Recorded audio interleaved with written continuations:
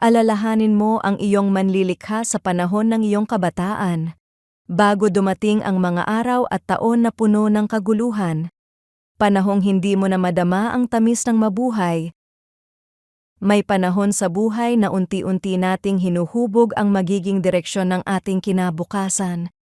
May mga pangarap na gustong abutin, mga desisyong kailangang pag-isipan, at mga responsibilidad na unti-unting inaako. Sa dami ng mga bagay na kailangang unahin, madaling mapuno ang isip ng mga plano para sa hinaharap.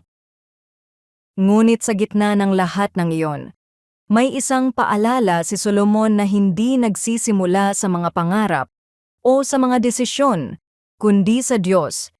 Sinabi niya, "Alalahanin mo ang iyong manlilikha habang ikaw ay bata pa." Ang paalalang ito ay hindi lamang tungkol sa paggunita sa Diyos paminsan-minsan. Inaanyayahan tayo nitong kilalanin siya habang maaga, bago pa tayo abutin ng mga panahong susubok sa ating lakas at pag-unawa sa buhay. Habang nagsisimula pa lamang tayong bumuo ng ating kinabukasan, natural na paglaanan natin ng oras ang pag-aaral, trabaho, o paghahanda para sa mga pangarap.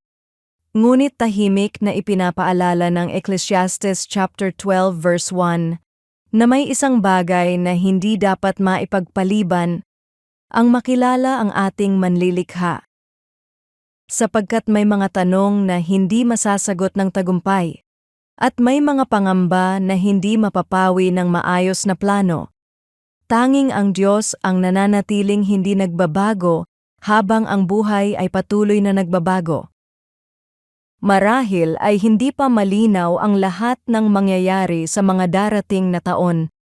Ngunit kapag ang ating buhay ay nagsisimula sa tamang pagkilala sa ating manlilikha, nagkakaroon din ng tamang lugar ang ating mga pangarap at mga plano.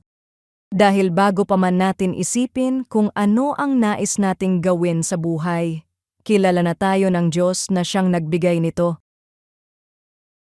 Ama naming Diyos, salamat dahil ikaw ang aking manlilikha at sa iyo nagsimula ang aking buhay. Habang hinaharap ko ang mga desisyon at pananagutang nasa aking harapan, tulungan mo akong higit kang makilala at magtiwala sa iyo. Naway ikaw ang maging matibay na pundasyon ng bawat hakbang na aking tatahakin. Sa pangalan ni Jesus. Amen.